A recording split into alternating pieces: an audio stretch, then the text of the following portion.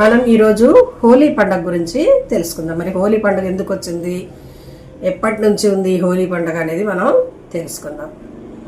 హోలీ పండుగ వసంత ఋతువు ప్రారంభమైన తర్వాత ఫాల్గుణ మాసంలో వచ్చే మొదటి పండుగ ఈ హోలీ.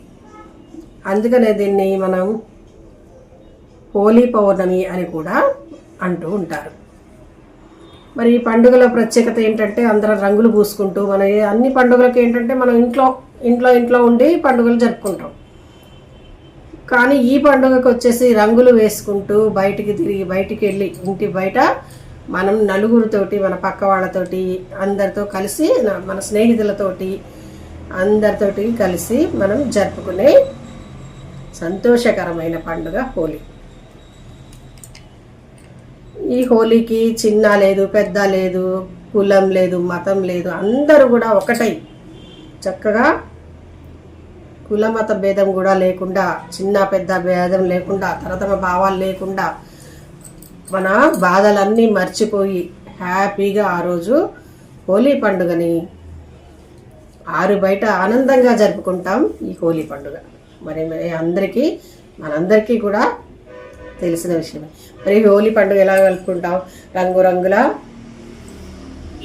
రంగులు చల్లుకుంటూ మన ఆనందాన్ని వ్యక్తం చేస్తూ ఉంటాం.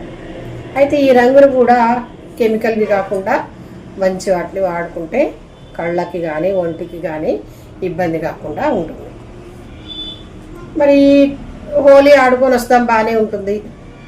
హోలీ ఆడుకొని వచ్చాక మరి మళ్ళీ వదిలించుకోవడం కూడా ఒక ప్రాబ్లమే కదా. మరి దాన్ని వదిలించుకోవడం కోసం చెరువుల దగ్గరికి, నదుల దగ్గరికి వెళ్ళి ఇబ్బందులు పడకండి. చాలా జాగ్రత్తగా స్నానాలు చేసి ఇంటికి రండి. ఇబ్బంది పడకండి. ఏ ఇతర కెమికల్స్ను వాడకండి. మీ వల్ల ఎవరికి ఇబ్బంది కాకుండా, కళ్ళకు ప్రాబ్లం కాకుండా, కింద పడకుండా చాలా జాగ్రత్తగా ఈ హోలీని ఆడుకొని మనందరం కూడా సంతోషంగా ఉందామని హోలీ పండుగ శుభాకాంక్షలతోటి మనం ఈరోజు హోలీని ఎందుకు జరుపుకుంటున్నామో చెప్పుకుందాం ఫ్రెండ్స్. విష్ణు పురాణం ప్రకారం హిరణ్యకశిపుడు అనే ఒక రాజు ఉండేవాడు. అతను తపస్సు చేసి దేవుడి వల్ల కానీ, మనిషి వల్ల కానీ, జంతువు వల్ల కానీ, ఈ మూడిటి వల్ల కూడా తనకి మరణం రాకూడదు అని చెప్పేసి వరాన్ని పొందుతాడు. ఈ మూడిటి వల్ల మరణం రాదని వరం పొందాడు కదా, ఇక గర్వం తలకెక్కుతుంది. గర్వం తలకెక్కేసి ఆయన ఏం చేస్తాడు, ప్రజలందరితోటి ఇక నుంచి నేనే దేవుణ్ణి, మీరెవరు కూడా విష్ణుమూర్తిని పూజించవద్దు, కేవలం నన్ను మాత్రమే పూజించాలి అని చెప్పి చెప్తాడు. ప్రజలందరికీ కూడా నన్నే పూజించాలి అని చెప్పేసరికి ఇంకా తను రాజు కాబట్టి, అతనంటే భయం కాబట్టి ప్రజలు కూడా చేసేదేమీ లేక అందరూ కూడా ఆ హిరణ్యకశిపుడిని పూజ చేయడం మొదలు పెడతారు. కానీ హిరణ్యకశిపుడు కొడుకు ప్రహ్లాదుడు, ఈ ప్రహ్లాదుడు మాత్రం లేదు, నేను నిన్ను పూజించను, నువ్వు దేవుడి కాదు, విష్ణుమూర్తే దేవుడు, నేను విష్ణుమూర్తిని మాత్రమే కొలుస్తాను, ఆయనకు మాత్రమే నేను దండం పెడతాను అని చెప్పేసి ప్రహ్లాదుడు ఎంతసేపటికి తండ్రితో వాదిస్తాడు. ఎంతసేపటికి తండ్రి మాట వినడు. ఇక అయ్యేటప్పటికి ఇక హిరణ్యకశిపుడికి కోపం తారాస్థాయికి వస్తుంది.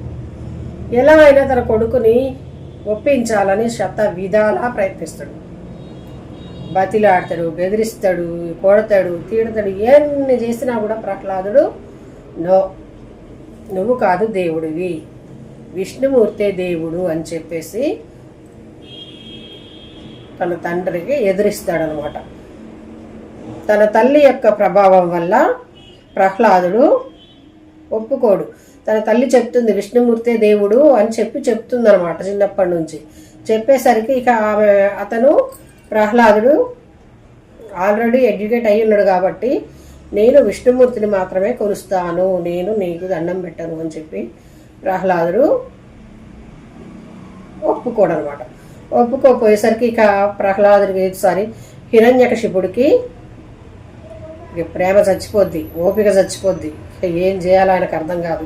నా కొడుకుని ఎట్లా మార్చుకోవాలో అర్థం కావట్లేదు, కాబట్టి వీడు మారడం నాకు అర్థమైపోయింది, కాబట్టి వీడిని చంపేస్తే పిడవద్దు అని అనుకుంటాడు హిరణ్యకశిపుడు. కానీ కొడుకు కదా, చేతులారా చంపలేడు కదా. దాంతో అతను ఏం చేస్తాడు, హిరణ్యకశిపుడు చెల్లెలు ఉంటుంది, ఆమె పేరు హోళిక.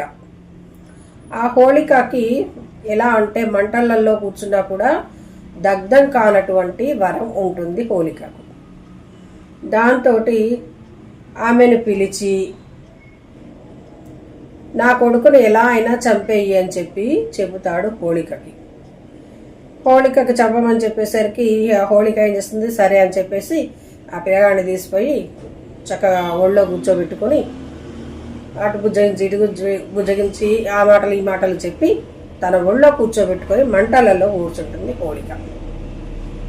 కానీ విష్ణుమూర్తి అనుగ్రహం వల్ల మంటలలో కూర్చున్నా కూడా ప్రహ్లాదుడికి ఏమీ కాదు, అతను సేఫ్ అవుతాడు. కానీ ప్రహ్లాదుడు జోలికి వచ్చినందుకు గాను హోళిక మాత్రం మంటలలో పడి చనిపోతుంది. ఆ మంటలకి భస్మం అయిపోతుంది అన్నమాట హోళిక. సో హోళిక అనే రాక్షసి ఫాల్గుణ మాసంలో చనిపోయింది కాబట్టి ఆ రోజుని హోలీగా జరుపుకుంటూ ఉన్నామన్నమాట. అర్థమైందండి? హోళిక అనే రాక్షసి చనిపోయినందుకు మనం అందరం హోలీని మన సంతోషాన్ని రంగులతో వ్యక్తపరుచుకుంటున్నాం.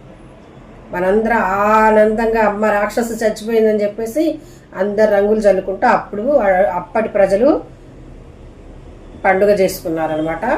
అదే తరతరాలుగా కూడా ఇప్పటి వరకు కూడా వస్తుంది. అలా హోలీ పండుగని మనం జరుపుకుంటున్నాం. అర్థమైందా ఫ్రెండ్స్?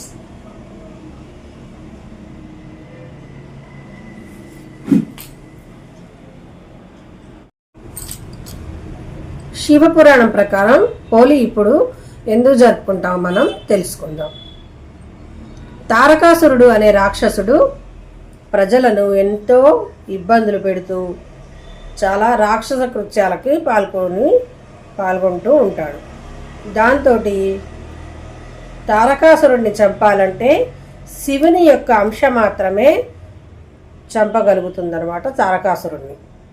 కానీ శివుడు మాత్రం తపస్సులోకి వెళ్ళిపోయి ధ్యానంలో ఉండిపోయి ఎంతసేపటికి ఎన్ని సంవత్సరాలైనా బయటికి రాడు.